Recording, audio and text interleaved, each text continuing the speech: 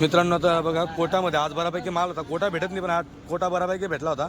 तर यांना सगळ्या पाठी दिल्या आहेत. एकच बोकडे का आता? हां, अगोदर मित्रांनो कसं असतं आता मग दादाने 15 बनले, नंतर सौदा जसा वाढत जातो तसा बजेट लोकांचा हालत जातो. तर त्यानुसार अगोदर मित्रांनो बजेटनुसार बच्चे बांधायचे, कारण की सौदानंतर बच्चे बऱ्याचदा काय होतं माहिती आहे का? मग सौदानंतर आपण जे घेणार असतात ते हलके बच्चे सोडतात, जो देणार तो भारी बच्चे सोडत असतो.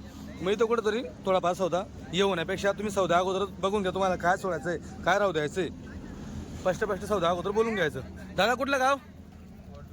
ओढरे. 40 गाव ओढरे. बरोबर. किती टोकन टाकलं तुम्ही मला? 1000 रुपये. केव्हा काल टाकलं ना? बरोबर. काय भावाने घेतलं? जे भाव घेतला तोच सांगा. 6300. सगळ्या पाठी आहेत, एकच बोकडे. टोटल 12 आहेत काय?